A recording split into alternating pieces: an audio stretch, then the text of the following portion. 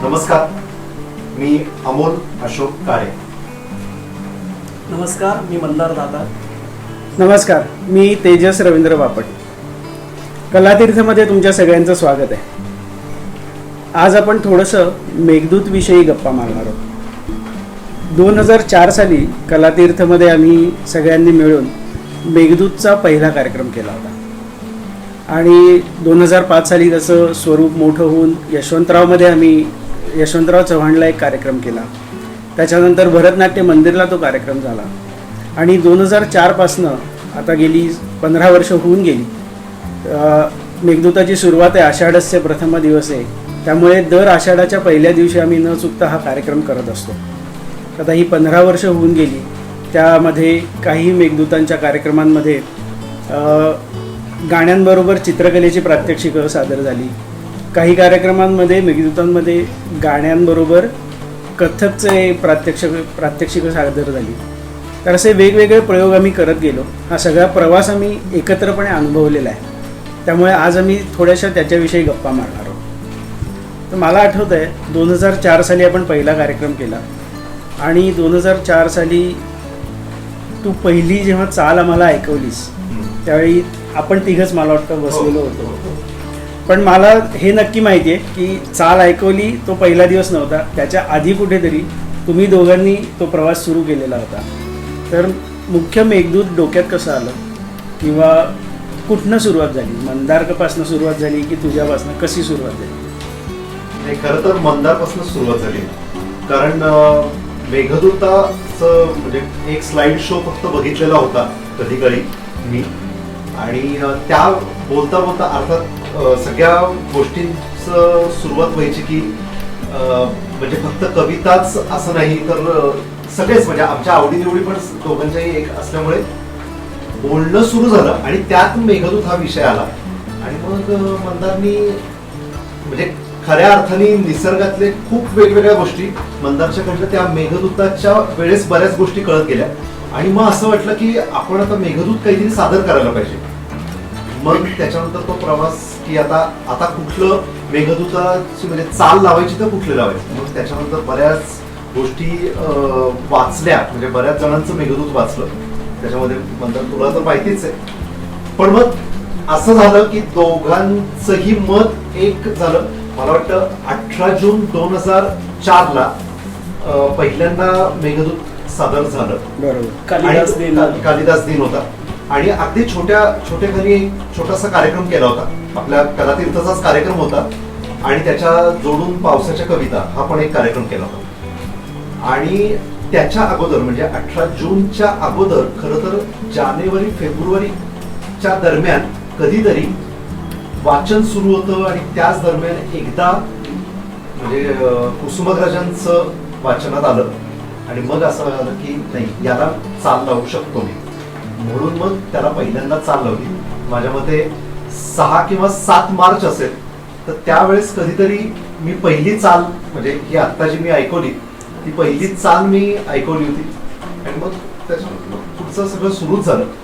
पण आता हे झालं की 4 म्हणजे श्लोक तर होते भरपूर मराठीतले जरी असले तरी मग आता मुख्य प्रश्न होता की हे जर मी कंटिन्युअस गात राहिलो असतो म्हणजे आपण सगळेच जण म्हणजे तर तर कदाचित लोकांना थोडंसं बोर झालं असतं. म्हणून मग असं वाटलं की नाही, मंदारनी त्याच्यामध्ये काहीतरी लिहावं. 4 श्लोक झाले की मग त्याचं विश्लेषण म्हणा किंवा काही की जे त्या गाण्याला आणि तो मेघदूताचा सगळा प्रवास हा पुढे जाईल असं काहीतरी लिहावं. याच्यातला एक एक श्लोक इतका सुंदर आहे. आणि खरं तर काव्य हा भाग हा आपल्या तिघांचा खूप जिव्हाळ्याचा भाग आहे. पण याच्यामधलं काव्य आहे ना, ते नुसतंच काव्य नाही, तर याच्यामध्ये निसर्ग काव्य आहे. आणि तो मात्र भाग हा आपल्या आवडीचा असला, पण मंदारचा नुसता आवडीचा नाहीये, तो त्याच्या अभ्यासाचा पण भाग होता. आणि त्याच्यामध्ये तो म्हणजे खूप वर्षा याला होता. त्यामुळे त्याच्याकडनं ऐकणं की मेघदूताचं एक एक स्थळ म्हणजे कुठलीही गोष्ट त्याच्याकडनं, म्हणजे मला असं वाटतं मंदार ते कुठच्या फुलांचं ते तू सांगितलं होतंस. एक महत्त्वाची गोष्ट आणि मला अशी वाटते ना की आता ज्यांनी मेघदूत हा कार्यक्रम बघितलाय त्यांना तर हे नक्कीच पटेल किंवा जाणवेल की जे श्लोक निवडले गेलेले आहेत ना, ते फार सुंदर असे गेय किंवा चालीमध्ये बसणारे किंवा मीटरने जाणारे असे आहेत.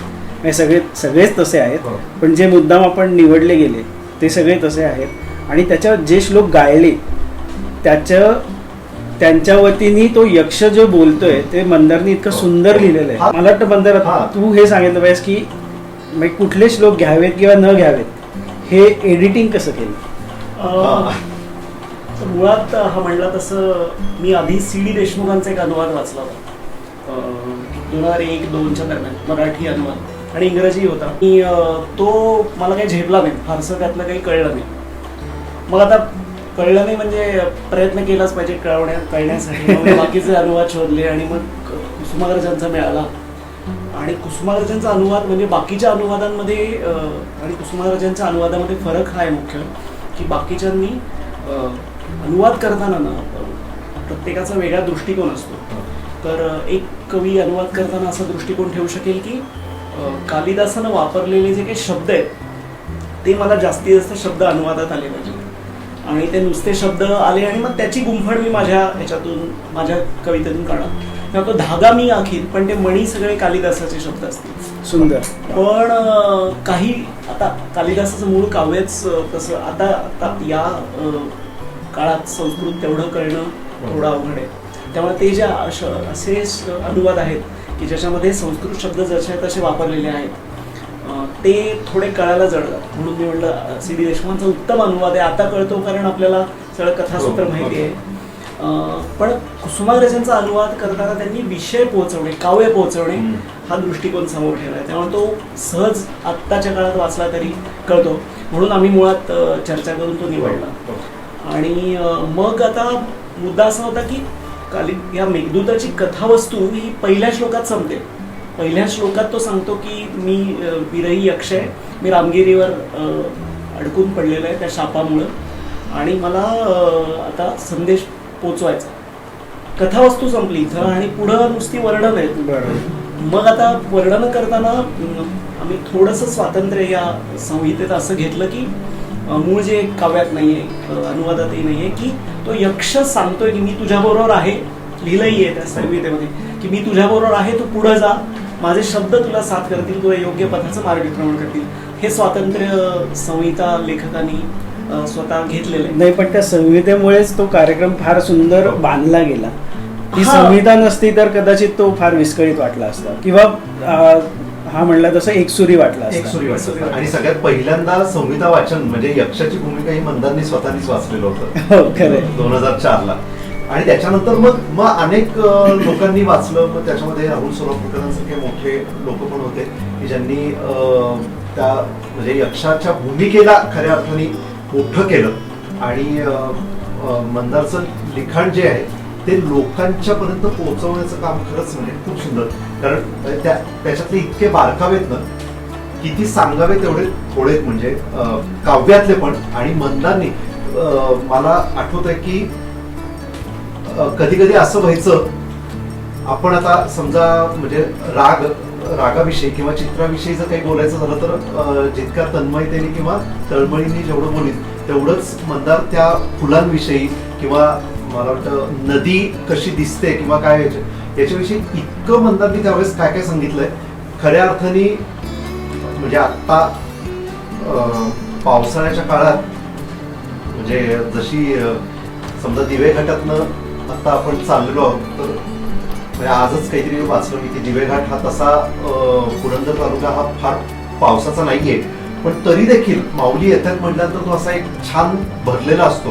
तसं मंदारच्याकडनं हे सगळं ऐकल्यानंतर ना मला दिवे घाटासारखं वाटतं की तसा हा पुरंदर तालुका आहे, पण मंदारच्याकडनं ऐकल्यामुळे ना तो असा म्हणजे भरगच्च झालेला असतो की क्या बात आहे.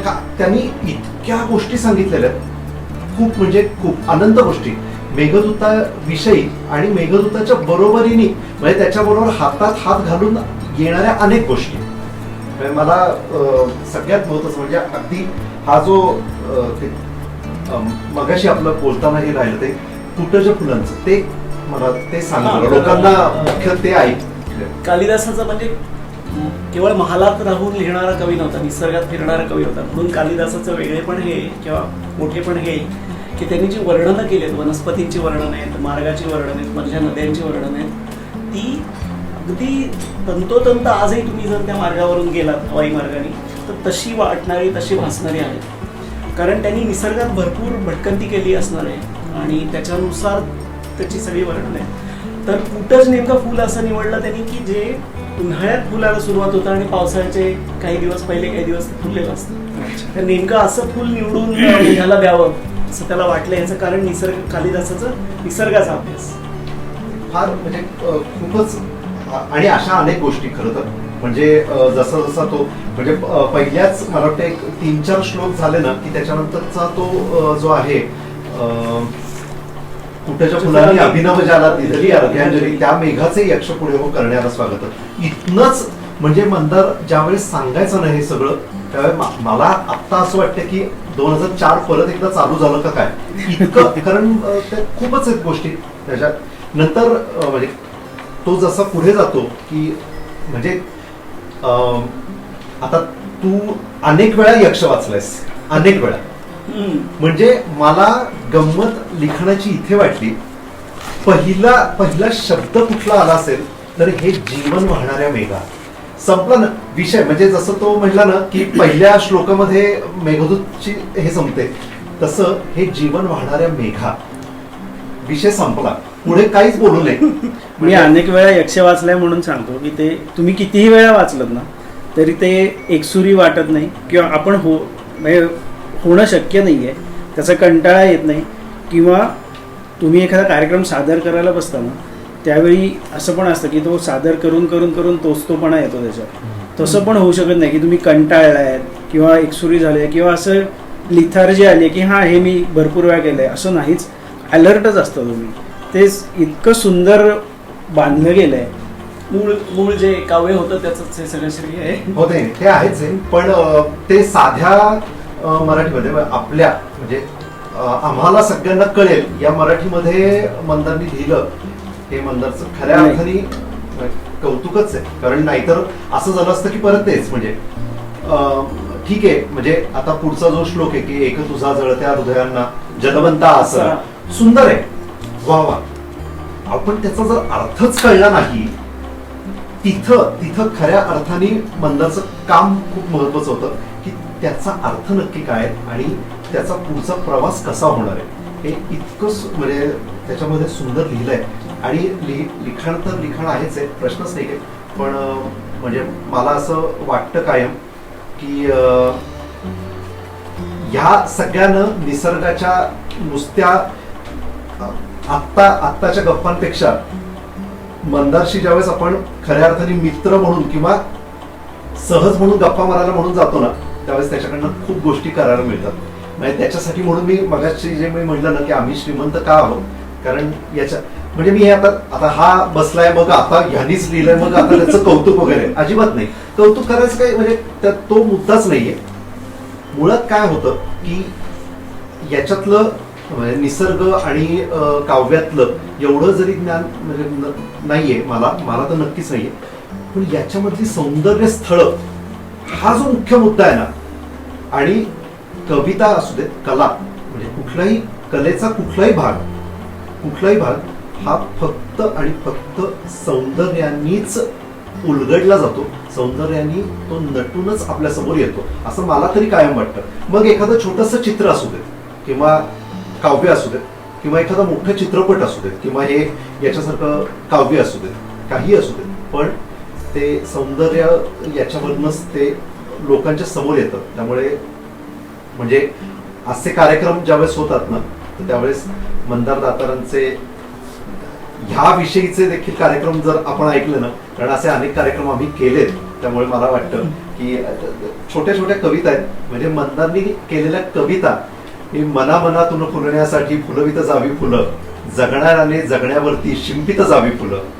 क्या बात आहे. म्हणजे हे कोण लिहू शकतं, तर म्हणजे हा माणूस की जो ज्यांनी स्वतःला निसर्गामध्ये पूर्ण झोपून दिलंय किंवा निसर्गाला आतमध्ये घेतलंय, अशामध्ये काहीतरी जे असतं ना त्या पद्धतीचं मला जांभळी वृक्ष आहे. बरोबर आहे. तर सेबुनी हे परत मी म्हणलं तसं कालिदासाने निसर्ग दृष्टी जी आहे निसर्गाकडे बघण्याची, कडे जांभळीचे जे वृक्ष आहेत ना ते सगळे नदी किनारी येतात. बरं.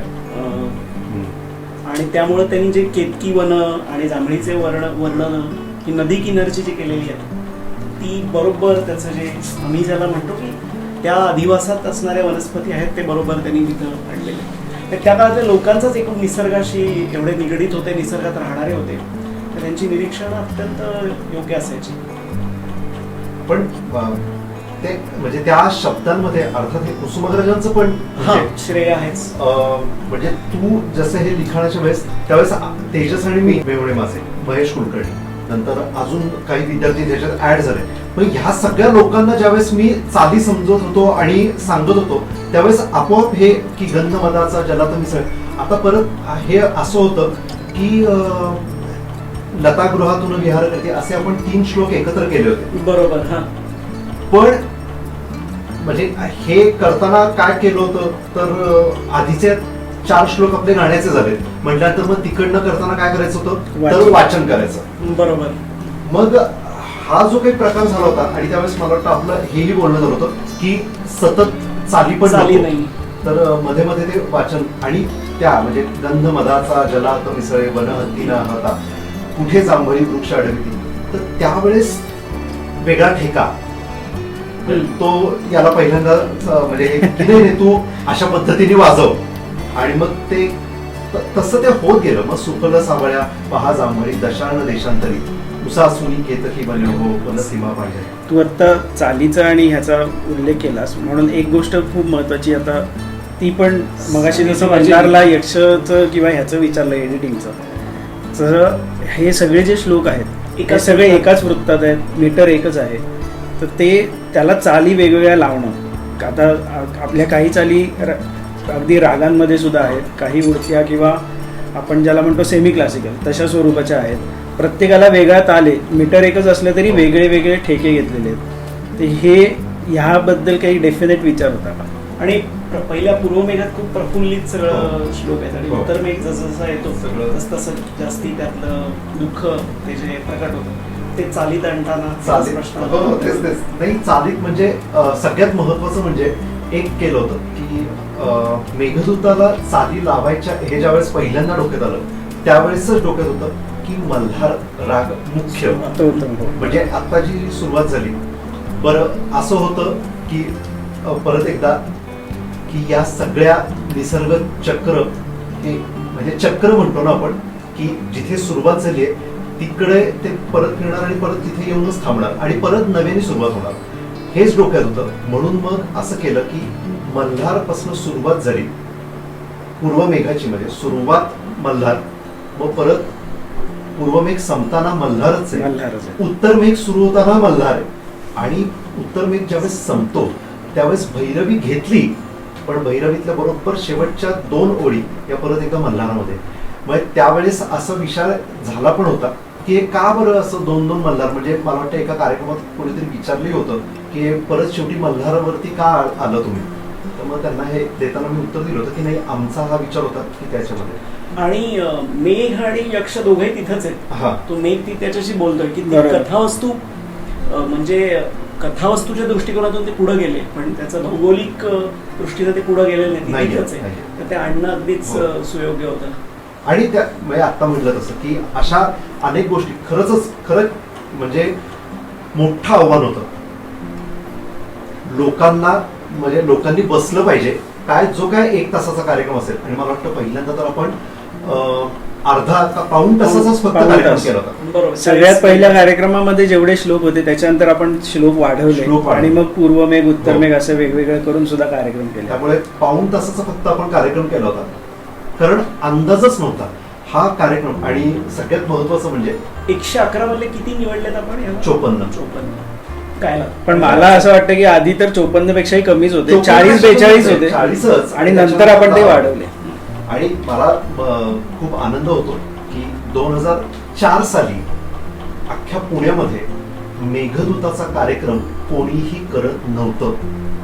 म्हणजे कितीही काही कोणीही म्हणा, असे कार्यक्रम बरेच झाले होते छोटे छोटे की हे, पण आपल्या ह्या पद्धतीचा कार्यक्रम पहिलाच कोणी केला नव्हता. आणि 2005 साली मात्र तो तर मोठा भव्य स्वरूपात मोठा आपण केला. भव्य स्वरूपातला झाला. आणि आता तू म्हणलेस त्याप्रमाणे चालीचा हा जो सगळा होता, म्हणजे आता ना मी एक दूर टेकड्यांवरी उभी हो जे आहे ना, तर ते निरोप तुझं सांगेन सखीस्तव. आता तो निरोप सांगायचा आहे म्हटल्यानंतर त्याची ती चाल पण तशीच झाली पाहिजे किंवा हे, तर ते सगळ्या करताना ती गंमत होती खऱ्या अर्थाने. आणि सततही मल्हार यायला नकोय, म्हणजे नाहीतर मग परत तेच झालं होतं, म्हणजे परत तोचपणा आणि ते आलं असतं. मग त्याचं काय करायचं, म्हणून मग अर्थात निरोप तुझं सांगेना आहे म्हटल्यानंतर थोडेसे करून स्वर आहेत, पण त्याच्यानंतर लगेच ते एकदम बदलतात आणि दूर टेकड्यांवरील मला वाटतं पूर्वमेघ हा पूर्ण तसाच आहे. तो असा लो यांनी सुरुवात होऊन त्याचा टेम्पो चढत जातो. आणि नंतर उत्तर मेघामध्ये मात्र सगळं निरोप तुझं सांगेन सखी सव परंतु करुणा. निरोप तुझं सांगेन सखी सव परंतु करुणा. हवे कशाला उचित प्रभाचे तुझं नाव दिग्दर्शन. शीलता काया पौड जरासा पर्वत शिखरावर. वाटता नितळ झऱ्याचे कर पाणी प्राशन. कर पाणी प्राशन. कर पाणी प्राशन. दूर टेकड्यावरी उभी रोहित दृश्यावरी. नवरत्नाच्या दिवोभारा एकत्रित वाहती. श्याम वर्ण तू शोभशील दारिद्र्य प्रमाणी मती. साऱ्या पुढे जसा तो घनश्याम श्रीपती. तू वाहत राहा असं म्हणून ते एकदम सुरू होतं. चाल आणि यक्षाचं निवेदन हे इतकं सुंदर, ते एकात एक जातं. ती फक्त ते निवेदन तसं व्हायला पाहिजे. मी यक्ष ज्यावेळी वाचलंय त्याच्यावेळी मला नवल असं वाटलेलं आहे ना की ती चाल आणि ते निवेदन इतकं एकात एक मिसळून गेलेलं आहे ना की काही ठिकाणी तुला माहिती आहे की श्लोक म्हणजे निवेदन संपतं आणि त्या तालाच्या आवर्तनाबरोबर श्लोक सुरू होतो, कारण ताल आधी सुरू झालेला असतो. म्हणजे यक्षाची भूमिका वाचणाऱ्याला तालाचं पण भान पाहिजे, तरच ती मजा आहे खरी त्याच्यात. आणि परत एकदा तेच की ह्या सगळ्या गोष्टींमध्ये ना सिंधू नदीचा जो तू सांगितलं होतंस ना की ती याच्यामध्ये जे वर्णन आलंय की अरुंद झाली सिंधू नदी ती वेणी सम ओहळ, तो म्हणजे तो कशा उद्देशाने तो आला असेल.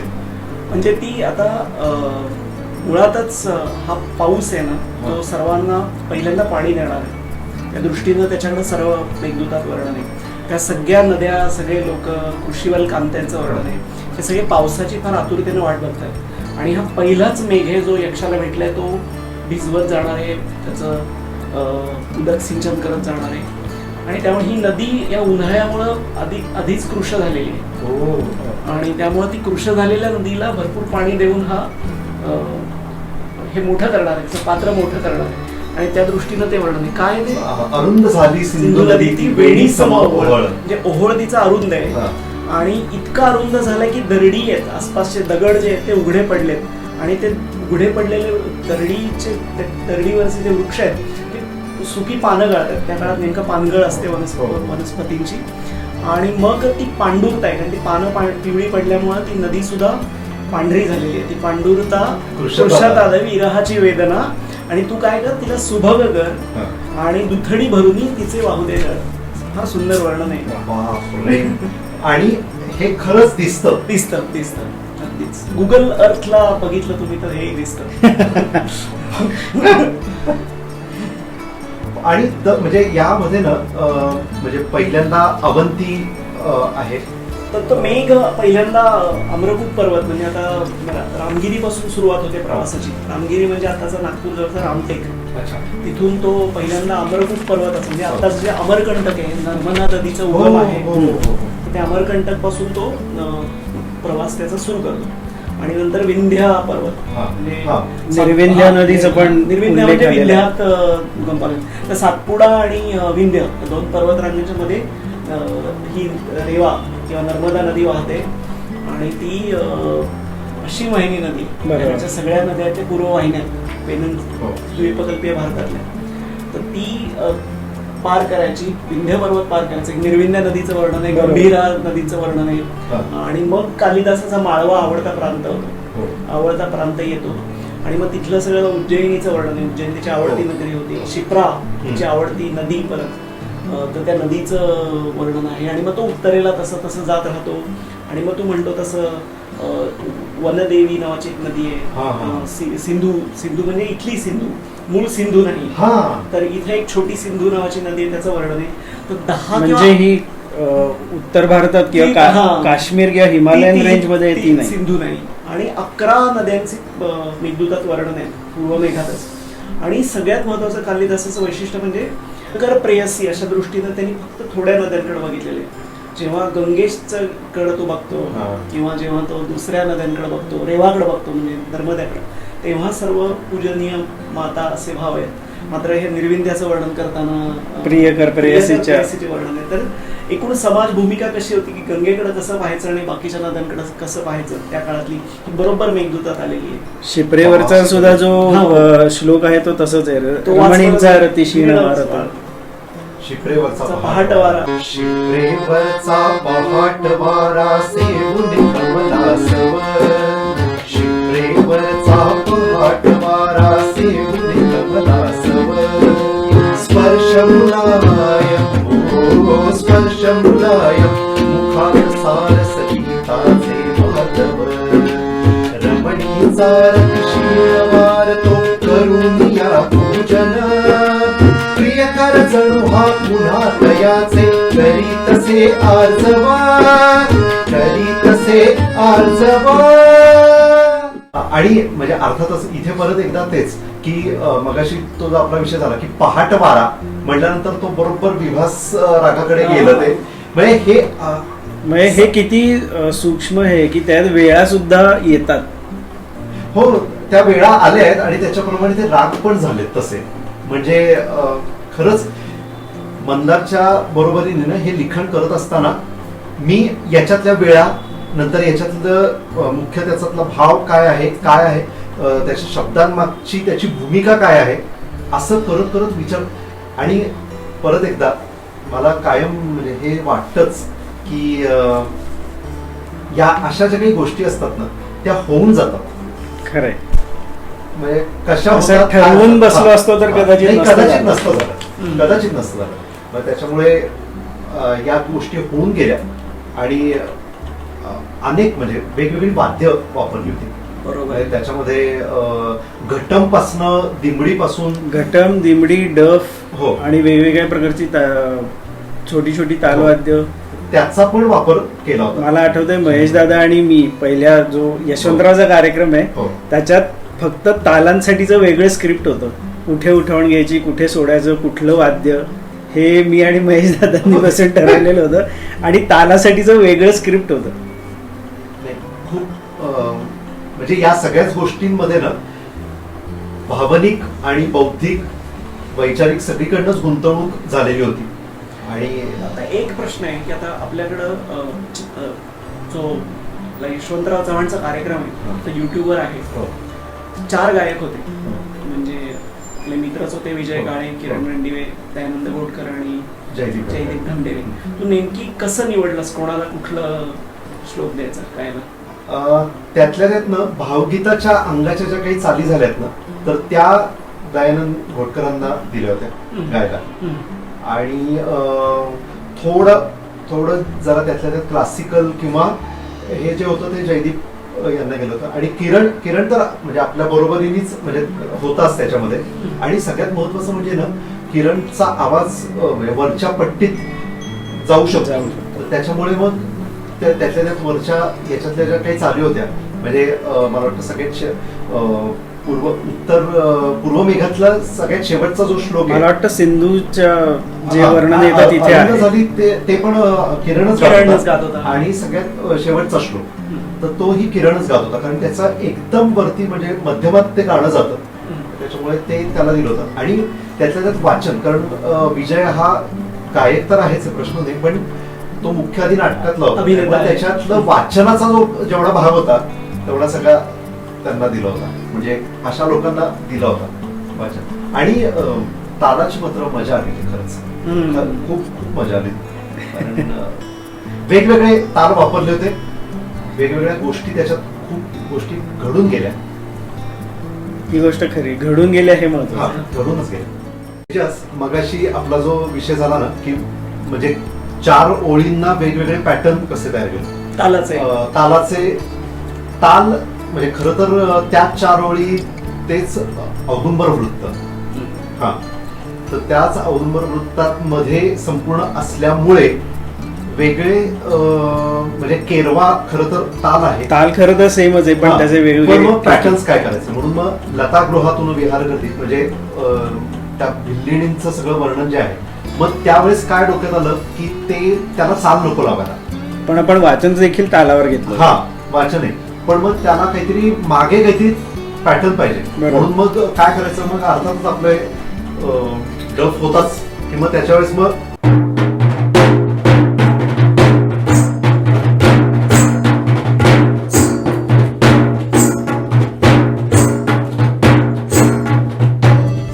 हा पॅटर्न आपण तयार केला होता, तुला आठवत असेल, आणि तुम्हाला हे सगळ्यांना सांगितलं तुम्ही. पण आता एवढ्यावरती हे थांबलं नव्हतं, तर याच्यावरती आता मला वाटतं असं काय वाटतंय की तू ते वाजव. आणि सगळ्यात महत्वाचं म्हणजे गंमत अशी झाली होती की ज्यावेळेस तबला या सगळ्या गोष्टी चालू होत्या त्यावेळेस ते थोडस ना कुठेतरी ते कोरडं वाटायला लागलं तुम्हाला. मग असं वाटलं की भिल्लीण आणि ते सगळं रानातलं किंवा हे आहे, तर मग कुठेतरी कधीतरी मागं ऐकलेलं असेल किंवा ते काहीतरी डोक्यात असतं आपल्या, मग त्याला असं ठरलं की मागे एक कोरस द्यायचा. म्हणून आपण तुम्हाला आठवत असेल की जो वाचक होता त्याला सुद्धा आम्ही कोरस द्यायला लावतो, आणि तो म्हणजे काय,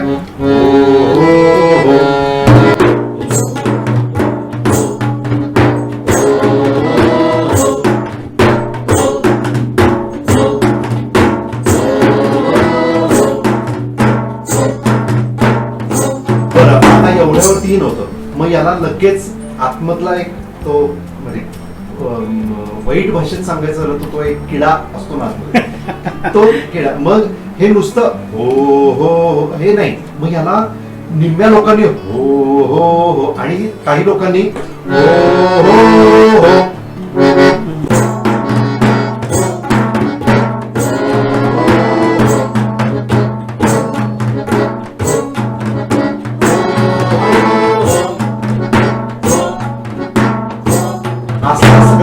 मला काय वाटतं माहितीये का, मंदार तू 2 ओळी त्या फक्त वाच आणि त्याच्यातला एक श्लोक आहे ना, एक श्लोक आपण हे करू. लताग्रहातून.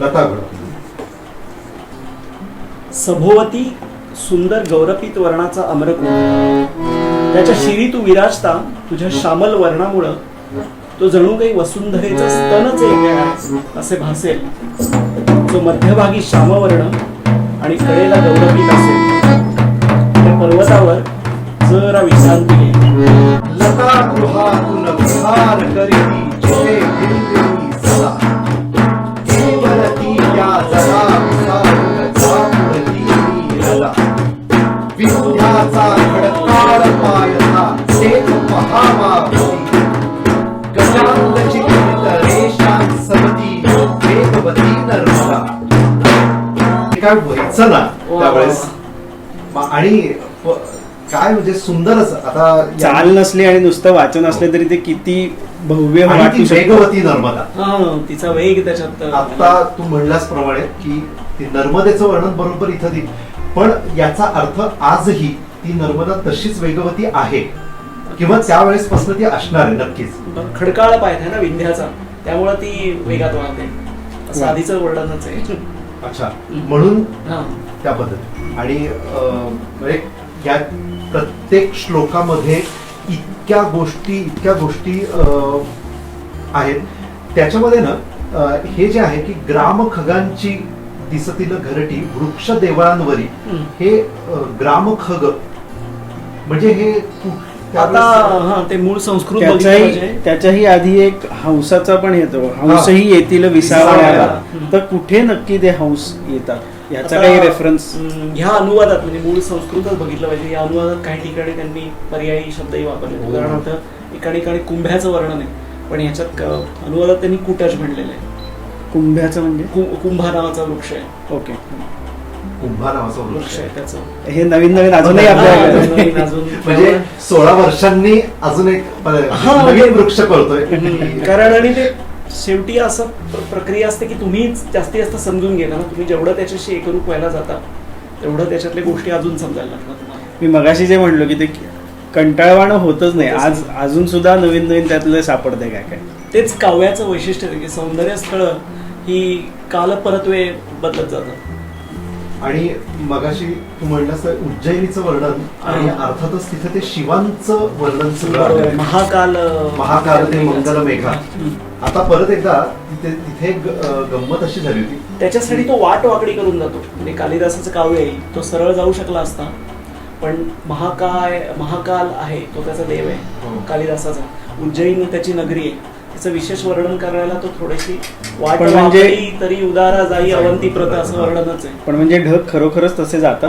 आता त्याचा अभ्यास केला पाहिजे खरं तर. पण म्हणजे वर्णन करायला कालिदासानं ते स्वातंत्र्य घेतलेलं आहे की तो उज्जैनीला गेला. आणि हा, आणि सगळ्यात महत्वाचं म्हणजे ना, एक म्हणजे या प्रश्नाचं उत्तर खूप मोठं. म्हणजे या एकाच प्रश्नाच्या उत्तरावरती फक्त मंदांनी बोललं तरी चालेल, एवढं एकच हा प्रश्न असं नाही, पण कायम मनात असलेला प्रश्न आहे की ही जी वर्णनं आत्ता जेव्हा आणि त्याच्यानंतर आपण स्लाइड शो जो भावेने केलेला आहे, कसं असू शकेल? कारण कालिदासांच्या वेळेस तर असं काही जमिनीवरून बघूनच त्यांनी कल्पना केली असते. तेच ना, जे न देखे रवी ते देखे कवी असं म्हणतात ते योग्य.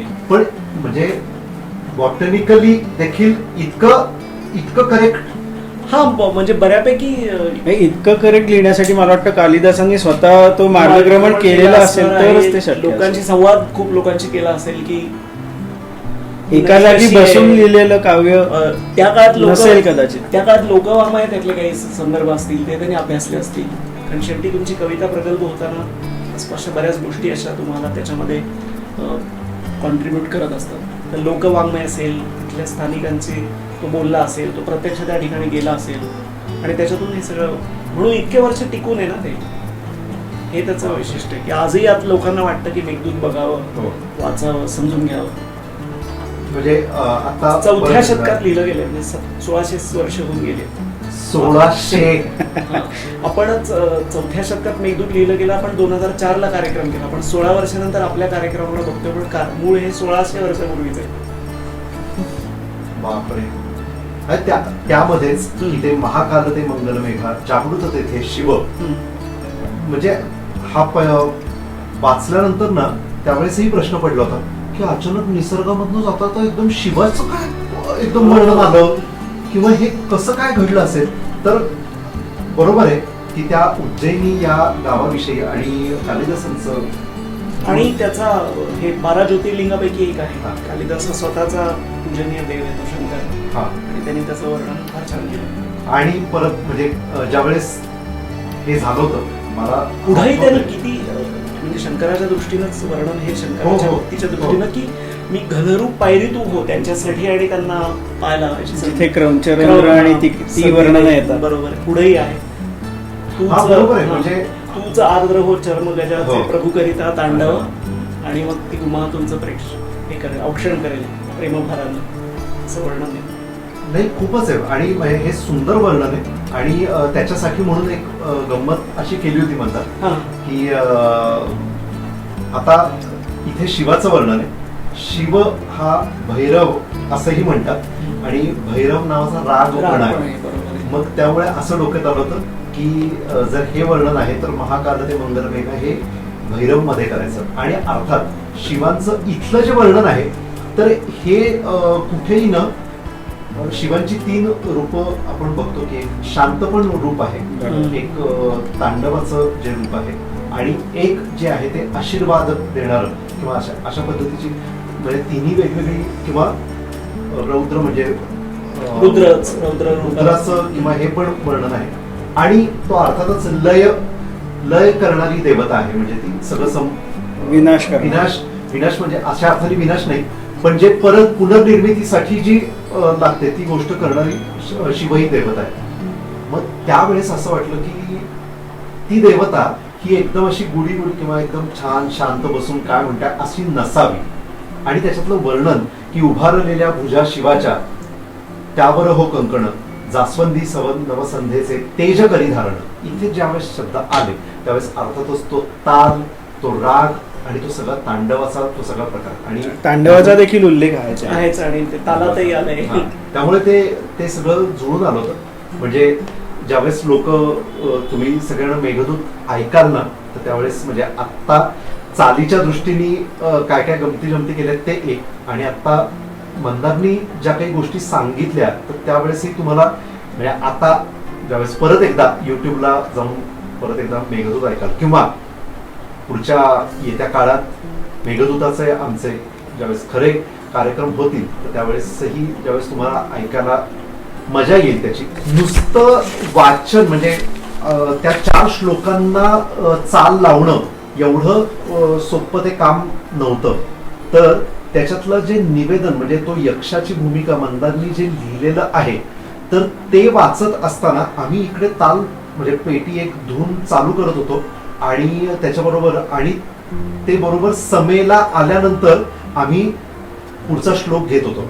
याची देखील प्रॅक्टिस आता सुदैवाने असं झालं होतं की तेजस हा स्वतःच तबला वाजवतो त्यामुळे ना त्याला ती जाण होती की कुठे सम येते आणि मी बरोबर कैलासाच्या मांडीवर ते कधी उचलायचं तर ते एक छोटस प्रात्यक्षिक म्हणा किंवा मला असं वाटतं तेजस तू तर एक शेवटच्या ओळी वाच. लक्ष वाचणाऱ्या माणसाला तालाचं पण भान पाहिजे तेच. तरच त्याची खरी मजा आहे. आणि असे पुष्कळ श्लोक आहेत हो पण हे एक हा पूर्वमेघाचा शेवटचा श्लोक आणि एक पुढे जो गंगानगरीचा उल्लेख येतो हो तो एक श्लोक ते फार असे क्रिटिकल म्हणून आपण तसे. कैलास मानस सरोवर धारण करणारा सुंदर कैलास, कल्पतरूंचा कैलास, जिथे सोनेरी रंगांची कमळं वाढतात तो कैलास, तुझ्या रत्न स्पर्शानं जिथल्या देवांगना फुलून जातात तो कैलास. त्या कैलासाला पाहून तुला खूप खूप आनंद होईल. बस बस हेच तुझं इच्छित स्थळ. याच सुंदर कैलासावर आहे माझी नगरी अलका. मुग्ध कामिनी प्रमाण गंगेचा शालूच ढळलाय की काय असं भासणारी माझी अलका नगरी.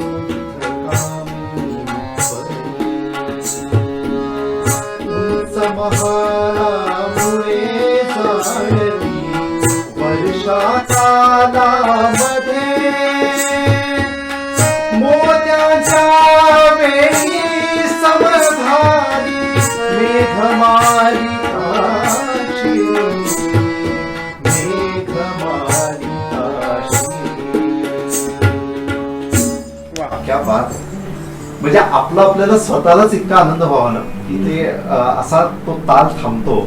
आणि मंदार तुला आठवत असेल आपण मला वाटतं गणेश माळ्यामध्ये एकदा एक कार्यक्रम केला होता मेघदूताचा. बरोबर. आणि त्याच्या वेळेस पूर्वमेघ झाला आणि त्याच्यानंतर मंदार समोरच बसलेला होता मला वाटतं. आणि गणेश माळ्यात का अजून कुठेतरी मला आता आठवत नाही, पण मी डायरेक्ट माईकवरनं जायचं की मंदार दातार यांनी यावं आणि आता पूर्वमेघ झालेला आहे आणि उत्तरमेघ. तिथे खरं तर मंदार तू मला हे सांगितलं होतंस की आपण पुढच्या कुठल्या तरी एका कार्यक्रमात असं करूया की लोकांना हे कळेल की आपण इथपर्यंत प्रवास करून आलोय. आणि कारण हे थोडं अवघड आहे. बरोबर. या सगळ्या गोष्टी हे करून घेणं किंवा या अवघड होतं. फक्त ऐकून किंवा पहिल्यांदा ऐकून हे पहिल्यांदा ऐकून अवघड आहे. घेताना हे अवघड आहे नक्कीच. मला वाटतं मंदिर आत्ता सुद्धा तू थोडंसं सांगायला हरकत नाही. आता पूर्वमेघ आपण म्हणतोय सागं, पूर्वमेघ हा. संपला तर कुठे आलोय आपण? मी मगाशी म्हणालो तसं रामगिरी पर्वतावरून हा सगळा प्रवास सुरू होतो आणि माळवा नंतर या सगळ्या निर्विंध्या गंभीरा चंबला ओलांडून तो उज्जैन जातो, गंगेच्या उत्तरेत जातो, गंगामध्ये पार करून. आणि क्रौंच रंध्र जे एक रंध्र आहे, परशुरामाने दक्षिणेकडे जाण्यासाठी एक बाण मारून ते रंध्र तयार केले. त्याच्यातून तो यक्ष सांगतो मेघाला तुझा, आणि तो पार केला की मग तो अलका नगरीत पोहोचतो. आणि इथपर्यंत मी म्हटलं तसं सगळे पूर्वमेघाचे वर्णन आहे. आता उत्तर मेघात असं अपेक्षित आहे की त्या मेघानी यक्षाचं घर शोधणे आणि त्याच्यातली ती पत्नी जी आहे तिची अवस्था, तिचं वर्णन आहे आणि तिला त्याचा निरोप देणे.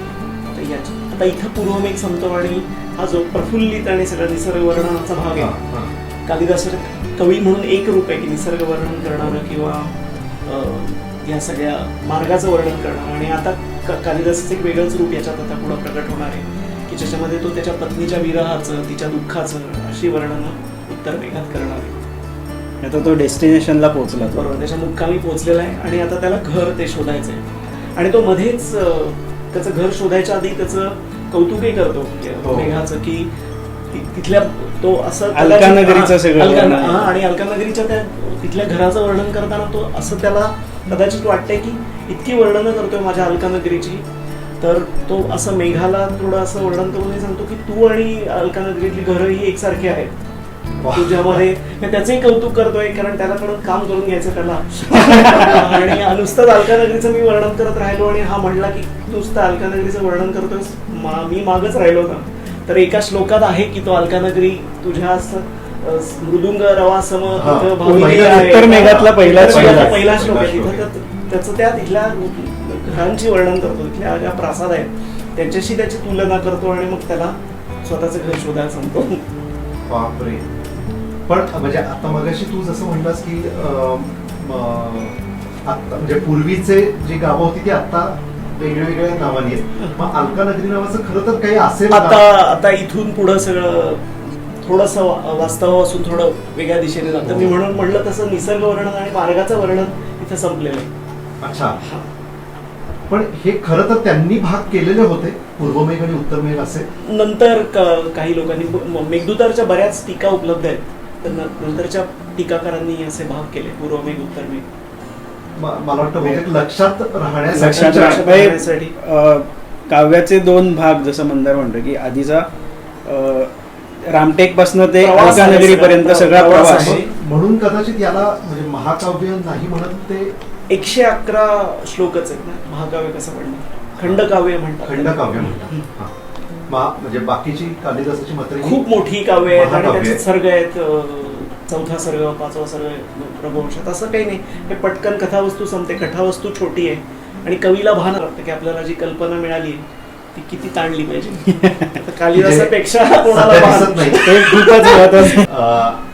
आता त्याच्यानंतरच ना म्हणजे आता तू विशेष प्रयत्न केलास की दुःखी चाली बांधायच्या असं पुढचं सगळं. हो. काय म्हणजे याच्यामधलं जे पहिलं वर्णनच येतं ना ते म्हणजे सैलनिरी ओढिता सख्याने बसने रेशमी गळे. खूप सुंदर आहे त्याच्या. आणि त्याच्यामध्ये आपण घटम वापरला, त्याच्यामध्ये घटम वापरला होता. पण म्हणजे ती तर चाल सुंदरच आहे, पण त्याच्यानंतरची विशेष म्हणजे आतापर्यंत एकूण एक गायक जेवढे म्हणून गायक होते तर सगळ्या गायकांना आवडलेली जी चाल म्हणतो कदाचित त्या रागाचं पण एक असेल ते म्हणजे वैभवशाली. त्या भिन्न षड्ज मध्ये केलेलं होतं. आणि याच्यातली एक गंमत सांगतो, म्हणजे ऐकताना पण मजा येते याच्यामध्ये. अर्थात हे जे आहे हे स्वामीनी आपल्याला ऐकवणार आहे. मग मी तिलाच सांगणार आहे की ते कारण थोडंसं क्लासिकलच्या अंगणी आहे. पण त्याच्यातली शेवटची गंमत अशी केली आहे की किन्नर गाती यक्षपतीचे मंजुळ संकीर्तन, हा ज्यावेळेस शब्द आला त्यावेळेस अख्खं गाणं जे जातं ते म्हणजे पूर्ण अध्या ताल जो आहे त्याच्यामध्ये जातं. आणि मंजुळ संकीर्तन या शब्दाला बरोबर भजनी ध्वनी चालतो. त्या आपण ऐकूयाच गाणं, कारण ते गाणं ऐकावं इतकं सुंदर. आणि मला पण विशेष याच्यामध्ये आता परत तेच होतं की याच्यामधली सगळ्यात आवडती चाल कुठली, सगळ्यात आवडती असं नाही, आवडत्या सगळ्याच चाली आहेत. पण वैभवशाली सगळ्याच लोकांना आवडलेली चाल आहे. मला स्वतःला ते युगाप्रमाणे गंभीरात्रीचे जे पाठोपाठ 3 श्लोक येतात त्याच्या चाली विशेष आवडतात. वैभवशालीची एक गंमत सांगतो. म्हणजे मागे एकदा स्वामींनीच गायलं होतं, कार्यक्रमात वन्स मोर मिळाला होता. म्हणजे ह्या कार्यक्रमात वन्स मोर कसं, म्हणजे तरी मी कार्यक्रमाच्या दरवेळेस हे सांगतो बरं का की हा कार्यक्रम एकदा सुरू झाला की हा संपणार डायरेक्ट, म्हणजे इथे मध्ये काही नाही. वन्स मोर द्यायचा असेल तर अख्ख्या कार्यक्रमाला. हा नाही, हे पण हा पण एक म्हणजे पुणेरी, खास पुणेरी करून आला होता माझा की संपूर्ण कार्यक्रमाला वन्स मोर द्या. पण म्हणजे तोही दिला लोकांनी, नाही असं नाही. पण या गाण्याचं नाही, म्हणजे सांगतो की नाही ते गाणं तो श्लोक परत एकदा होऊ देत. यक्षवाचन थांबलं होतं थोड्या वेळ, यक्षवाचन थांबलं आणि वैभवशाली परत एकदा झालं गाणं. त्यामुळे ती गंमतच होती. वैभवशाली घरात ज्याच्या भिन्न षड्जमधली ही खरंच सुंदर चाल आहे. म्हणजे जितके गायक गायिका कोणीही येऊ देत त्या लोकांना ही चाल आवडते. तर स्वामींनी आपल्याला ती चाल ऐकूया. वैभवशाली घरात ज्याच्या अचल राहते धन,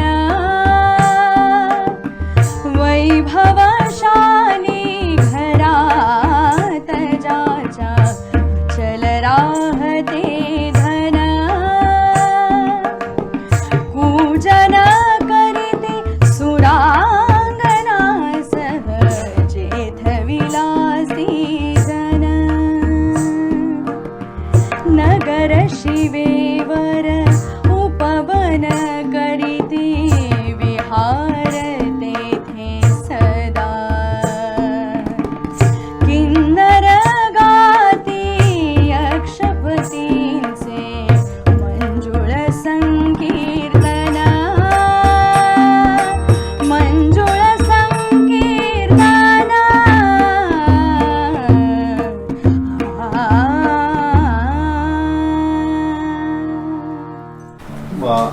अशोक आणि बकुळ मिरविती नवपर्णांची कळा, लाल लतांचे पाश वेढती त्या वृक्षांच्या, एक सखीच्या वामपदाची अभिलाषा वाढली, दुसरा वांछी तिच्या मुखातून द्राक्षारकांच्या चुळा.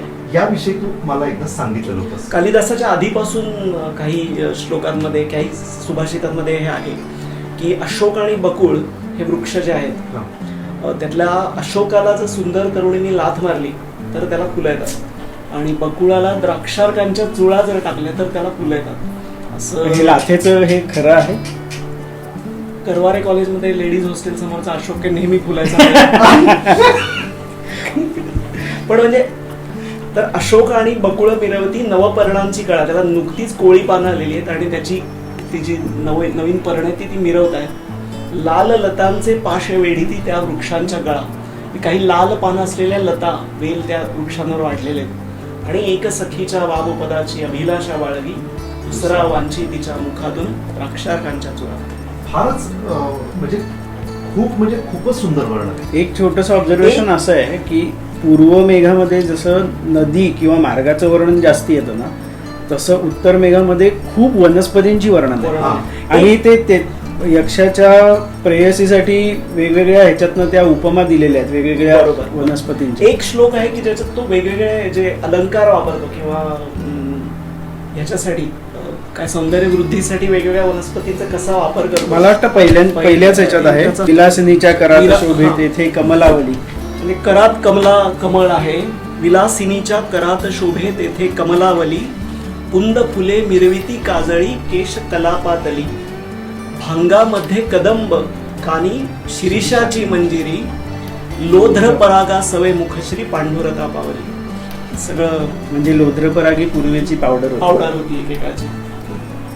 आणि शिरीषाची मंजिरी म्हणजे शिरीष म्हणजे शिरीष म्हणजे आपलाच, म्हणजे हो, आपण जो शिरीष बघतो त्याची मंजिरी कानात घालायची असं ते आहे.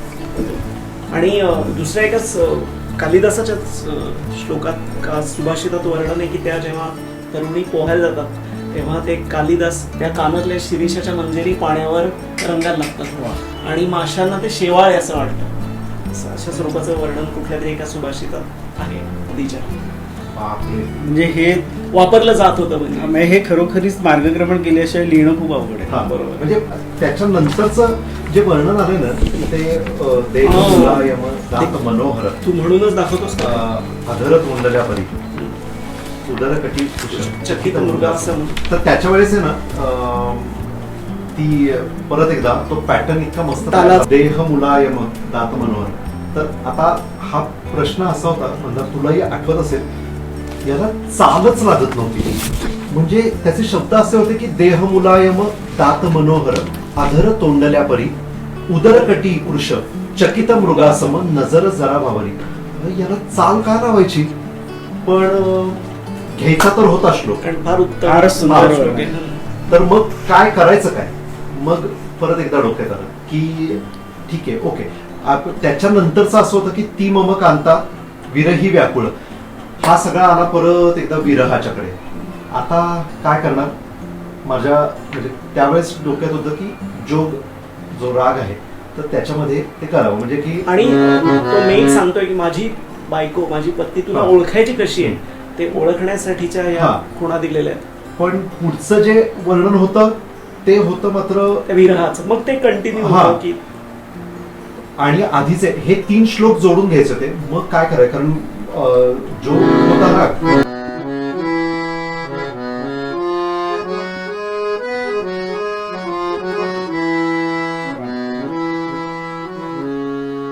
हा होता आणि आता आधीचं तर हे सगळं वेगळं होतं. काय करायचं मग डोक्यात आलं की एक पॅटर्न तयार करतो. अर्थात दिमडी हे वाद्य होतं आणि मग दिमडीमध्ये काही करता येतंय का ते म्हणून बघितलं आणि मग पॅटर्न असा तयार केला होता की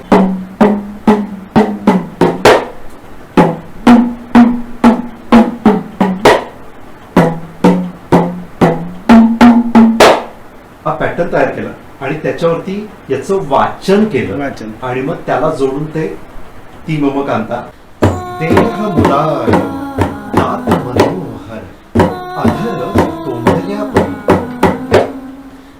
उदर कटी पुरुष चकित मृगा सम नजर जरा पावरी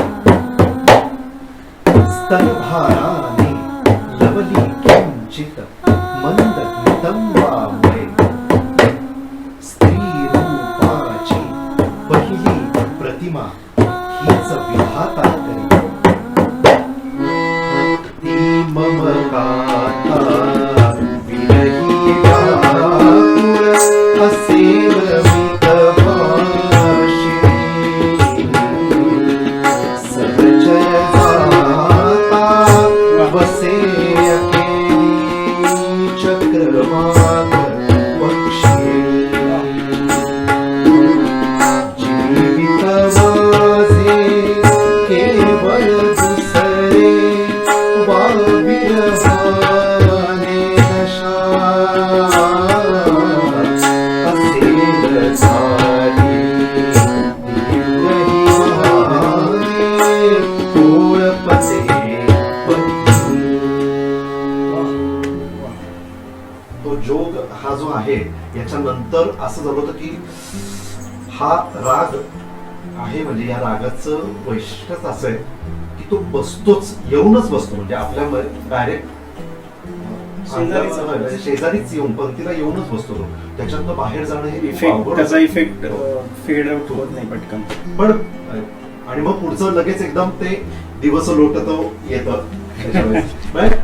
त्याच्या वेळेस सुद्धा ना की ही जी सगळी वर्णनं पुढे पुढे जे आहेत तू आता म्हणलास ना की त्याच्याप्रमाणे पण हे जे त्याच्या बायकोचं म्हणजे त्याच्या पत्नीचं जे वर्णन केलेलं असेल हे अर्थातच थोडस काल्पनिक कवी कल्पना पण म्हणजे इतकी सुंदर कवी कल्पना मांडू शकतो. म्हणजे याच्यातलं ते तू सांगितलं होतंस की झोप कुठली असेल पडली जागत जमिनीवरी सुख वार्ता म्हणून राहतो बसून गवाक्षा पुढे. हे तू मला सांगितलं होतंस की गवाक्षातनं तो येणार हा. आणि ती झोपली असेल तर तू तिला उठवू नकोस, कारण ती कदाचित स्वप्नामध्ये माझं स्मरण करत असेल आणि आमची स्वप्नातली भेट सुद्धा तिच्या ताटातून व्हायला नको, म्हणून तू तिचं झोप होईपर्यंत थांब आणि ती उठल्यानंतर तिला माझा संदेश पोहोचव, असं वर्णन आहे पुढचं. फारच खूप म्हणजे खूप कमाल आहे ते. दिवस लोटतोला आपण पॅटर्न पण फार सुंदर वापरला होता. हे पण आता वाचतच होतं आणि ऍक्च्युली तो थोडासा वेस्टर्न कडे जाणारा हो. ड्रम पॅटर्न कडे जाणारा आहे, पण तो फार सुंदर त्याच्यात बसला होता वाचनामध्ये. दिवस लोटतो हा ते त्याचा पॅटर्न ऐकण्यासारखा म्हणजे खरं तर दिवस लोटतो लक्ष राहते दुनियाते वढे रात्रभरी वैरीण वाटते मन एकांती कढे झोप कुठली असेल पडली जागत जमिनीवरी सुखवार्ता बद म्हणून रात्री बसुनी गवाक्षा पुढे बसुनी गवाक्षा पुढे बसुनी गवाक्षा पुढे खुशीवरी पहुडली तुषांगी विरहाची शेजती खुशीवरी पहुडली तुषांगी विरहाची शेजती चंद्रगोरवा कलाशेषते सेव माठ्या प्रती चंद्रगोरवा कलाशेषते सेव माठ्या प्रती दीर्घनिशेवर शिंपित अश्रू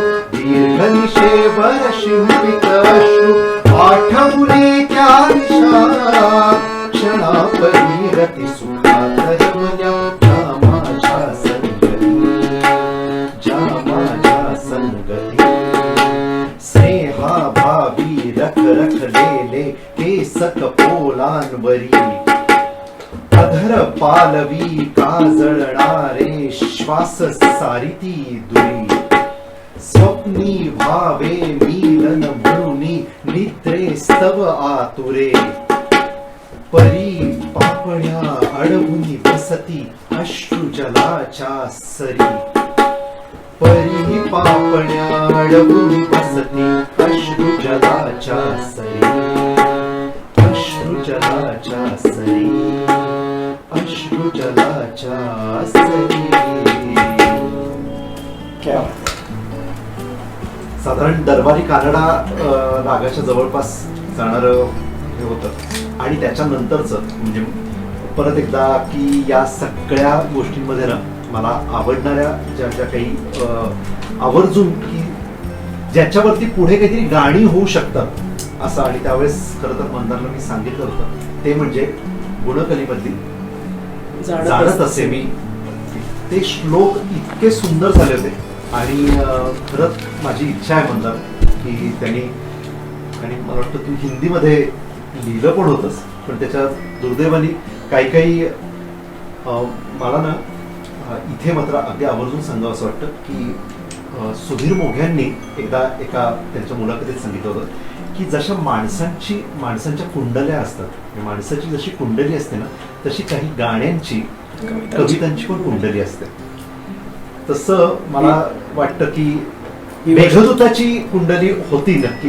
म्हणजे म्हणतात आतापर्यंत मेघदूताचा कार्यक्रम सोडून सुद्धा ज्यांना ज्यांना कधी काय ऐकवले ना ते सगळे लोक एकदा ऐकवणं का तर त्या रागाची कदाचित गंमत असेल माहिती नाही पण ती चाल लागली गेली आणि खूप इच्छा आहे म्हणजे बरेचसे मोठमोठे गायक आहेत की ज्यांनी मला हे सांगितलंय की याचं गाणं कर ना आणि याचं काहीतरी कर.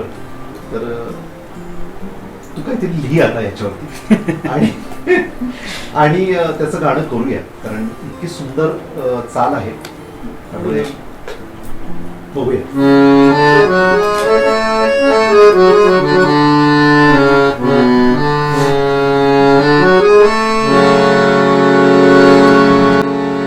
जाणतसे मी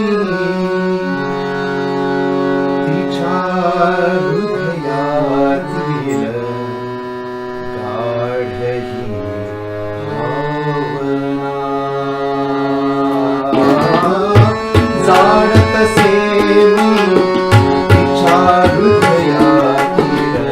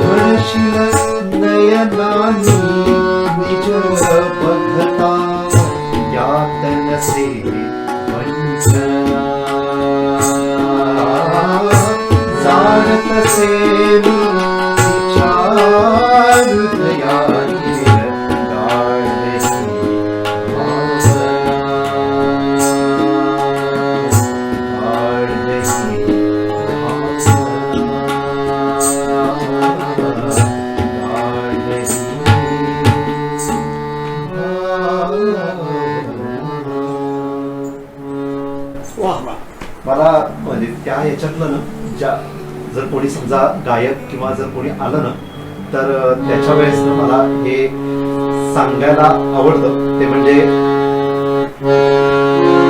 दुःखतीचे पहिल्या विरहातील. हा मी आवर्जून म्हणजे हा जो कंप आहे ना, तर तो मी कोणाने म्हणजे कोणी गायक आला ना तर मला तिथे तो कंप द्यावासा वाटतो. कधीतरी ना कुठेतरी म्हणजे ही अशा ज्यावेळेस चाली येतात त्यावेळेस कोणीतरी जुने गायक हे डोळ्यासमोर असतात. तलत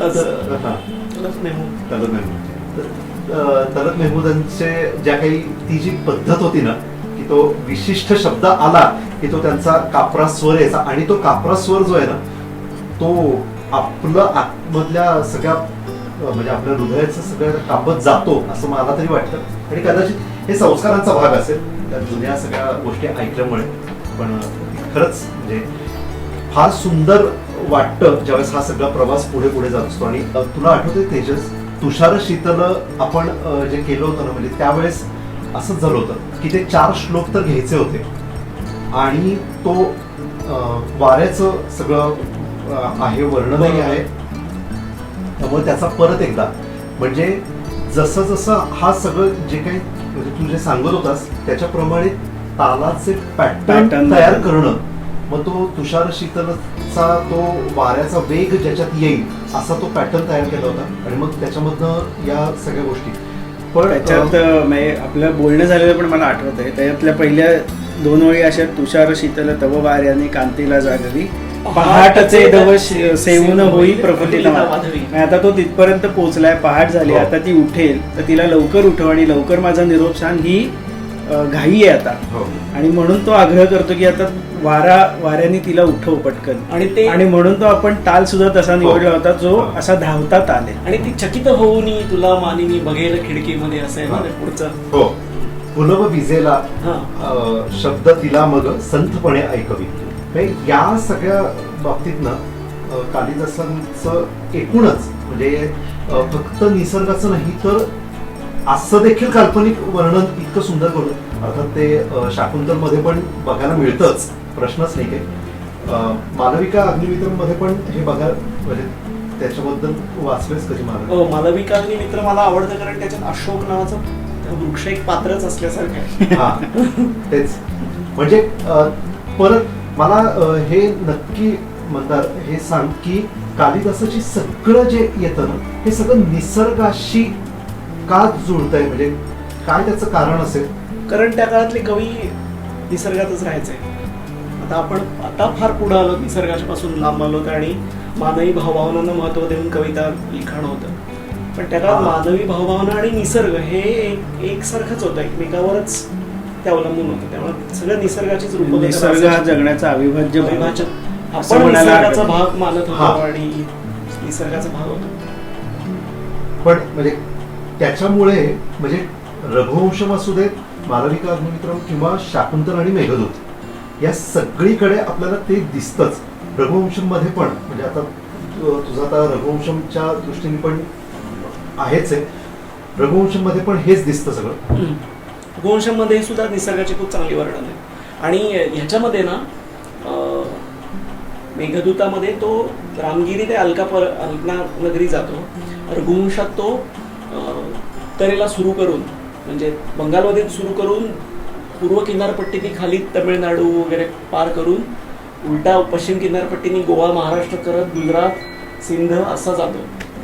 हे सगळ्या भूगोलाचं वर्णन आहे त्याच्यामध्ये. बापरे. म्हणून तो आणखीनच त्याच्यात सगळी वेगवेगळी वर्णन, वेगवेगळ्या वनस्पतींची, निसर्गाची.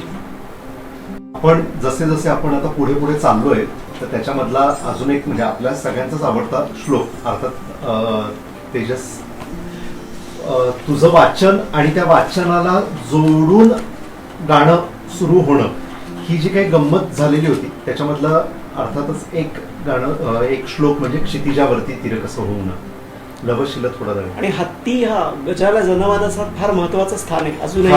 आणि ते बरोबर कालिदासानं तू गजासारखा आहेस असं त्याचं हा मेघाची महती गायली की तू गजासारखा वाटशील. हो, म्हणजे ते करत असताना ना अर्थात ते या गंगेच्या जवळ म्हणजे गंगेपाशी ते कुठेतरी ते पोचलेले असणार आहेत याचा अर्थच म्हणजे हे सगळं वर्णन आलंय याचा अर्थ. नील तुझे प्रतिबिंब मिसळता धवल जान्हवी मध्ये आणि गमेल झाला गंगा यमुना संगम स्थळी. हे सगळं वर्णन ज्यावेळेस चाललेलं होतं तर त्यावेळेस असं होतं की तो जो मेघ आहे तो साधारणपणे कदाचित तो संध्याकाळच्या काळात तिथे पोचला असावा आणि म्हणून मग ते असं डोक्यात आलं की तिथे मारवा राग येईल. आणि मग मारवा राग म्हटल्यानंतर नीलवर्ण तू जलसेवाया लवता सविते. तर हे सगळं असताना याला देखील मारवा रागाचीच फक्त एक धून छोटीशी तयार केली होती आणि ती वाजवत होती. आणि ते वाजत असताना पूर्ण अख्खं मधलं जे निवेदन होतं ते तसंच वाजत होतं. आमचं म्हणजे आम्ही इकडे म्हणजे संगीत देणारी जी माणसं होतो ते आम्ही हे करत होतो आणि तेजस तसंच वाचतो आणि त्याच्यातनंच क्षितिजावरती तिर कसं होणं सुरू होतं. मला असं वाटतं की तेजस आपण एक ते म्हणजे तू वाचून दाखवच, चालेल, म्हणजे त्याची गंमत कळेल.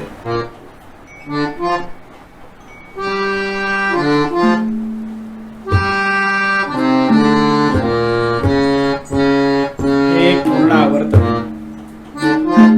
चंबळे जवळ दशपूर नगरी, तिथल्या रम्य भामिनींच्या नजरेची मोहिनी तुला मोहित करेल.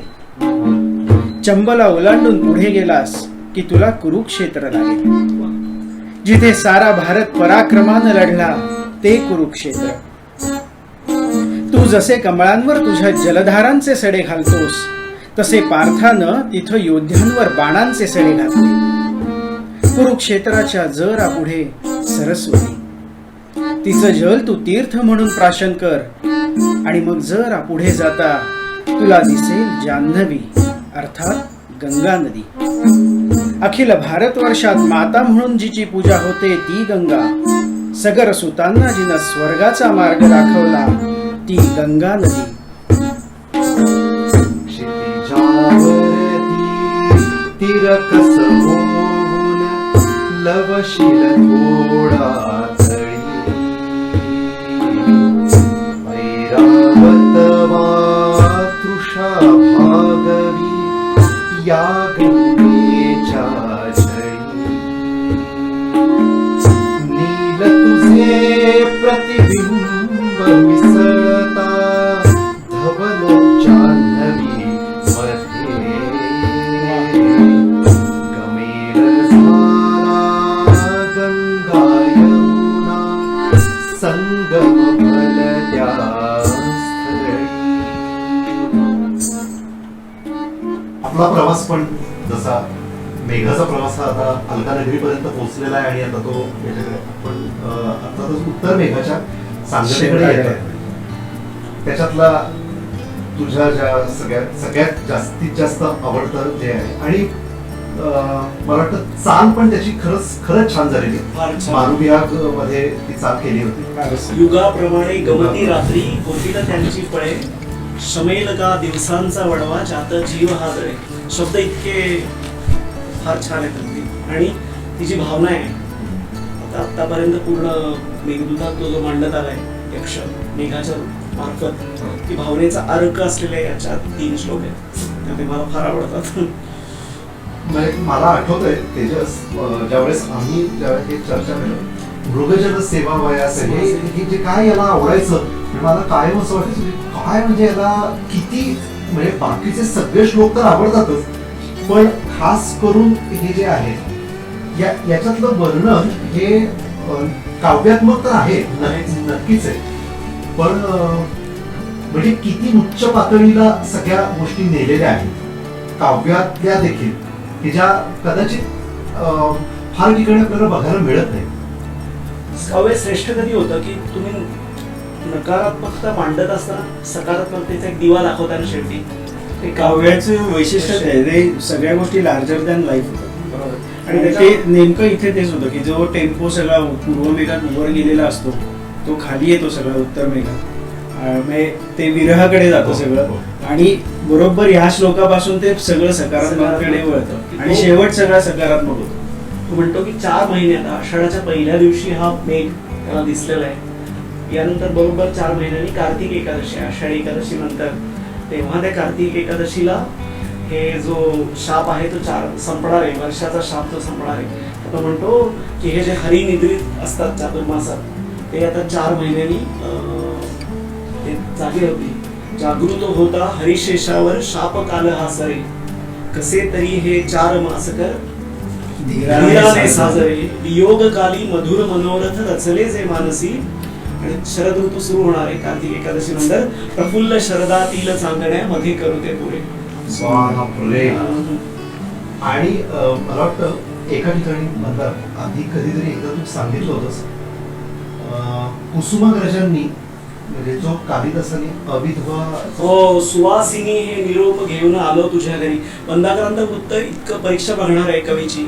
कालिदासाची त्यांनी परीक्षा बघितली तर एका ठिकाणी त्याने अविधवे असा शब्द वापरला. विधवा न असलेल्या स्त्री मूळ संस्कृत श्लोकात आणि सुवासिनीसाठी वृत्तात बसवण्यासाठी कालिदासाची परीक्षा या वृत्ताने बघितलेली आहे.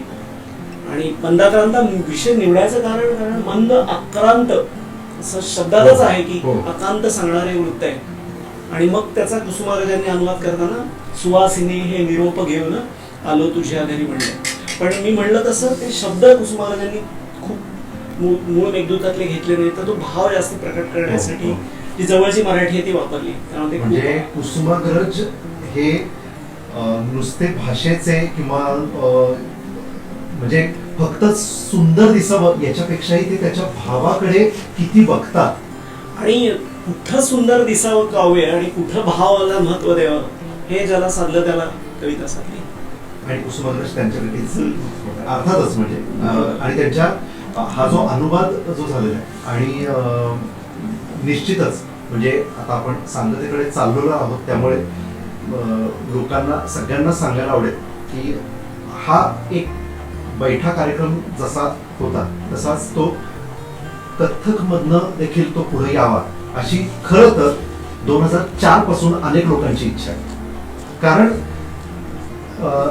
त्यात जे काव्य नाट्यात असं नृत्य सुद्धा नृत्य पण आहे. आहे आणि खरं तर नृत्यामध्ये या सगळ्या गोष्टी दाखवल्या जाऊ शकतात हे नक्की आहे. तर त्याच्यामुळे खरं तर हे खूप खूप लोकांची इच्छा आहे आणि निश्चितच म्हणजे आमची पण इच्छा आहेच आहे की हा संपूर्ण कार्यक्रम हा नृत्यामधनं देखील लोकांच्या समोर यावा. गाण्यातनं आलेला आहे, वाचनातून आलेला आहे, तबल्याचे नंतर बाकी वाद्यांचे सगळे वेगवेगळे पॅटर्न्स याच्यामधनं आलेले आहे. काही प्रसंगी आम्ही असे कार्यक्रम केलेत की आम्ही इकडे गाणं म्हणजे मेघदूताचा कार्यक्रम चालू आहे आणि माझे म्हणजे कलातीर्थाचे काही विद्यार्थी मागे चित्र काढतात असा देखील कार्यक्रम केलेला आहे. आणि तो कार्यक्रम करत असताना देखील खूप मजा येत होती, कारण सगळ्या म्हणजे कुठली चित्र निवडायची, काय करायचं, चित्र कशी काढायची याच्यावरती देखील एक विचार झाला होता. म्हणजे मेघदूत हा आमच्या सगळ्यांच्यासाठीच एक फक्त कार्यक्रम नव्हता, तर आमच्या सगळ्यांचं जगणं प्रगल्भ करून नेणारा एक प्रवास होता. खूप प्रगल्भता दिली मेघदूताने, कारण अशा अनेक गोष्टी आता म्हणजे मंदारशी ज्यावेळेस बोलतो आपण, मी मगाशी म्हणलं तुम्हाला तसं की ज्या ज्या वेळेस बोलतो त्यावेळेस अजून म्हणजे 16 वर्षांनी परत एक नवीन गोष्ट काहीतरी कळतेच आहे. कदाचित अजून 16 वर्षांनी अजून काहीतरी मेघदूतातलंच अजून काहीतरी वेगळ्या गोष्टी कळतील आपल्याला, माहिती नाही. कारण त्या दृष्टीने त्याचा अभ्यास तसा चालूच आहे. आणि आमचा म्हणजे 2004 ला ज्यावेळेस मी या चाली केल्या, तेजस साक्षीदार आहे, महेश दादा साक्षीदार आहेत या सगळ्या गोष्टींचे. तर या सगळ्या चाली करत असताना त्यावेळेस विचार तो झालेलाच होता की नाही या पद्धतीने आपल्याला सगळ्या चाली करायच्यात आणि या सगळ्या गोष्टी करायच्यात. पण हे करत असताना नंतर जसे गायक गायिका याच्यामध्ये येत गेले तसे थोडे तरी का होईना पण बदल असं म्हणता येणार नाही, पण काही गोष्टी या आवर्जून आता मंदांनी फार सुंदर शब्द वापरला, तो म्हणजे सौंदर्य कुठे वाढवायचं हे ज्याला कळतं तो कवी. तर तसं सौंदर्य या चालींमधलं देखील सौंदर्य वाढवण्याचं एक छोटंसं काम तेवढं करण्याचा एक मी प्रयत्न केला होता. त्याच्यामुळे या सगळ्या चाली करताना आणि मंदारचं हे सगळं लिखाण, तेजसचं मध्ये यक्ष वाचन, या सगळ्या गोष्टींच्यामुळे ना आम्ही फक्त या मेघदूताच्या म्हणजे कालिदासाच्या बरोबरचा नुसताच नाही, तर आमच्या सगळ्या मैत्रीचा देखील प्रवास तेवढाच छान होत गेला होता.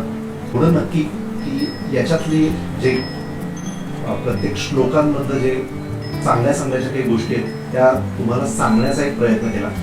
याच्यातलं मंदारला ज्या काही गोष्टी आवडतात त्या स्वामींकडनं आपण ऐकूया की युगाप्रमाणे गवती राहते, आणि त्याच्यानंतर मग आपण सांगतेच्याकडे जाणार आहोत.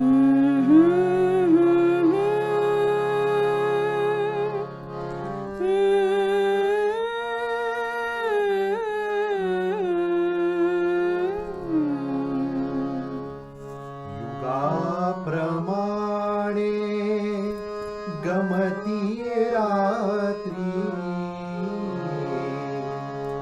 युगाप्रमाणे गमती रात्री, युगाप्रमाणे गमती रात्री, होतील त्यांची फळे,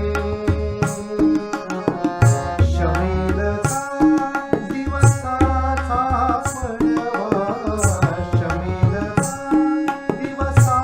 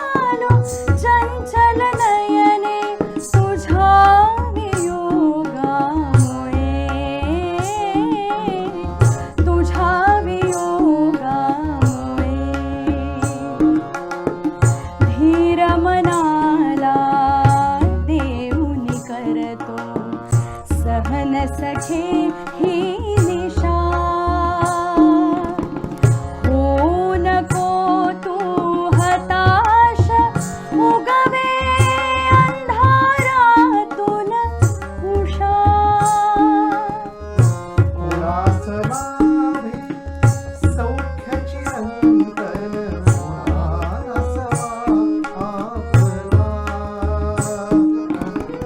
चक्रगतीने खाली वरती चक्रगतीने खाली वरती सुख दुःखांच्या दशा सुख दुःखांच्या दशा जागृत होता हरिशेषावर जागृत होता हरिशेषावर शाप काल हा सरे कसे तरी हे 4 मास कर राजे वियोग काली मधुर मनोरथ रचले जे मानसी प्रफुल्ल शरदातील चांदण्यामध्ये करू ते पुरे. कार्यक्रमाच्या सांगतेकडे म्हणजे उत्तर मेघाचे जे शेवटचे 3 श्लोक घेतले होते, तर त्यावेळेस ज्यावेळेस आम्ही हे अर्थात मी सगळ्यात सुरुवातीला जसं सांगितलं होतं, एक संगीतकार म्हणून काही त्याच्या मागचा एक थोडा विचार होता. मल्हार रागापासून सुरुवात झाली होती आणि अनेक वेगवेगळे राग त्याच्यामध्ये वापरण्याचा एक प्रयत्न केला गेला आणि त्याच्यानंतर आता सांगतेकडे येतोय म्हटल्यानंतर अर्थात आपल्या एक हिंदुस्थानी संगीत शास्त्रीय संगीताच्या प्रथेनुसार आपण एक भैरवीकडे जावं हा एक उद्देश होता त्याच्या मागचा. पण परत जाता जाता एक असं होतं की भैरवीकडे जरी गेलो तरी त्याचा उद्देश हा मात्र कुठेही अगदी रडका स्वर आणि मग विरह आणि मग हे असं नसावं, म्हणून मग परत एकदा ते मल्हारकडे जावं. म्हणून असं करत असताना त्या चालीमध्ये तेवढा एक थोडा एक वेगळा प्रकार केला. ती चाल तर ऐकवतो, पण त्यापूर्वीनं मला त्यावेळेस मंदारनी एक गोष्ट सांगितली होती या श्लोकाच्या बाबतीत, ती मला वाटतं मंदारनी परत एकदा सांगावी की तो मेघाला सांगतोय की मेघा तू माझा निरोप माझ्या भारेपर्यंत पोहोचव आणि मी तुझे आभार मानतो की तू पोहोचवणार आहेस ही खात्री आहे मला. आणि तिला निरोप पोहोचल्यानंतर तिची जी मनस्थिती आहे, तिचा जो काही माझ्यासाठी निरोप आहे तो घेऊन परत वाऱ्यावर वेगानं वाहती आणि माझ्यापर्यंत तो पोहोचव आणि तेव्हा ते वर्तुळ पूर्ण होणार, असं त्याचा शेवट आहे. आणि म्हणजे खरं तर त्याला देखील धन्यवाद देण्याचं इतकं भान कालिदासाला आहे आणि आपल्या त्याच्या काव्यामधनं ते दिसतं. आणि तो त्याला म्हणतो की माझ्या ललाटी, माझ्या नशिबात विरह आहे, माझ्या प्रारब्धात विरह आहे, पण तू एकदा तुझं त्या पथी पोचलास, माझा निरोप पोहोचलास की तुझी जी प्रिय आहे, चपल आहे, वीज आहे, तिच्या सोबत तू राहा, सुखाने राहा आणि तुझ्या ललाटी कधीही विरहाची वेदना असू नये, अशा ह्याला तो संबोधतो. मला एक आवर्जून सांगायला आवडेल की इथे चपलेसह हे शब्द होता, पण मंदारनी तो म्हणजे ते बसत नव्हतं आणि गाताना पण प्रॉब्लेम येत होता. मग काय करायचं, तर मग विजेसह हो रत असा शब्द सांगितला आणि ते आम्ही तसंच घेतलं त्या गाण्यामध्ये. आणि त्या सांगतेकडनं सांगता होत असताना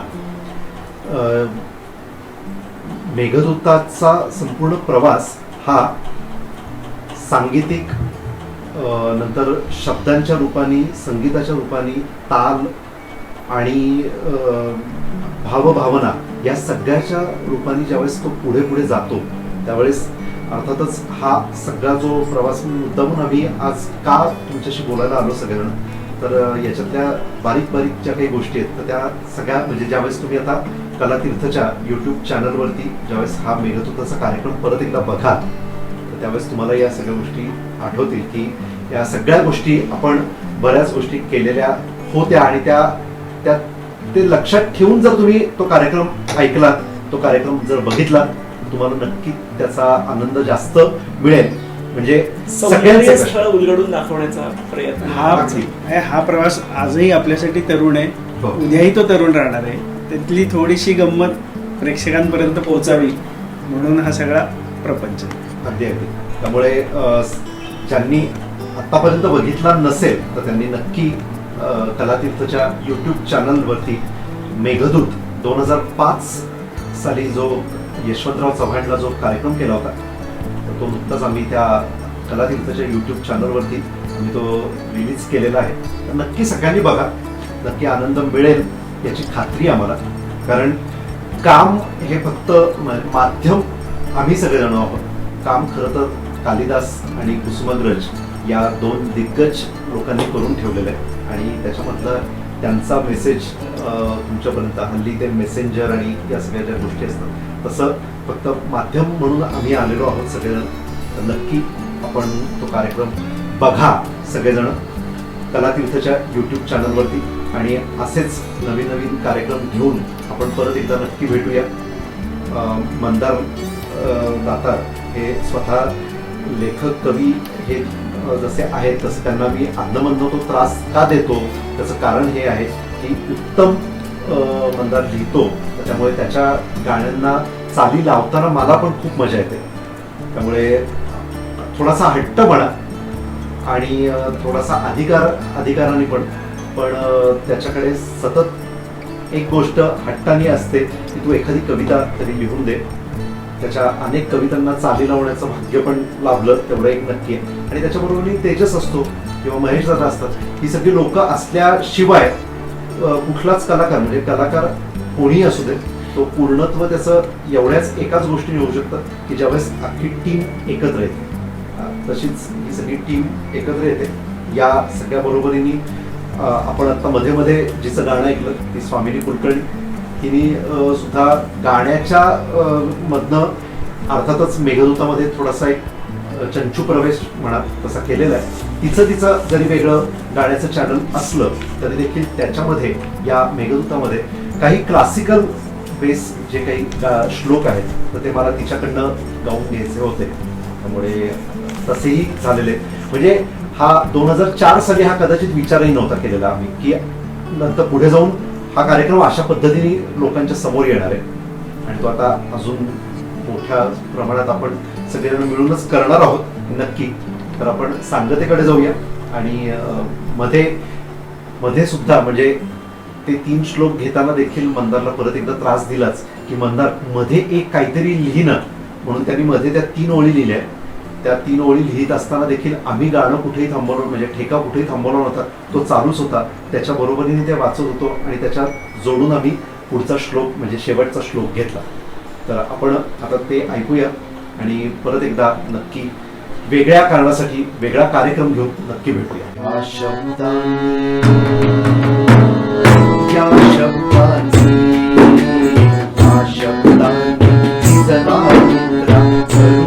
आश्वासित परत भाये हिमालया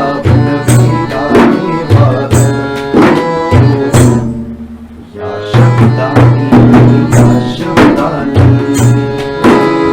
संकेतासह तुझे कळवी कुशल मला हे संकेतासह तिचे कळवी कुशल मला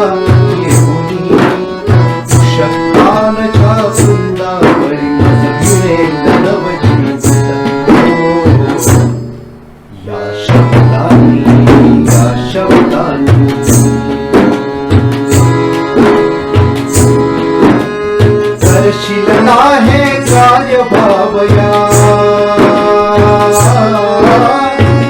शिलना हे कार्य भावया सुखी तुझा बांधव अबोल्यास सीनवी मालिक सात छास या शब्दांनी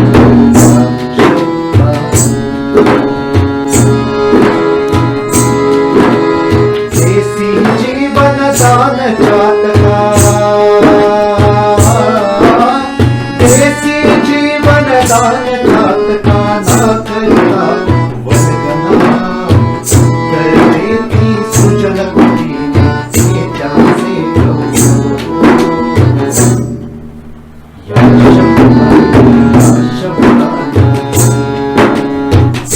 मेघदूता, माझे कार्य पूर्ण केलंस, माझी प्रार्थना ऐकलीस. आता मीही तुला अशा शुभेच्छा देतो.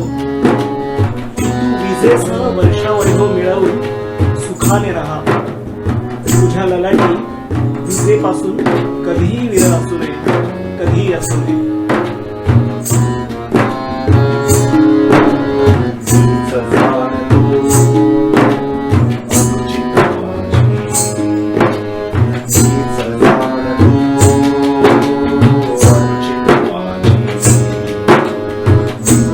ही प्रार्थना परिमनाला देत दिलासा, परिमनाला देत दिलासा. स्नेहाची भावना वर्षा वैभव मिळवून, वर्षा वैभव मिळवून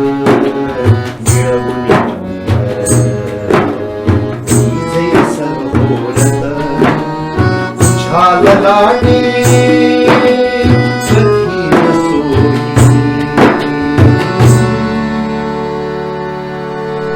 विरहाची वेदना, विरहाची वेदना.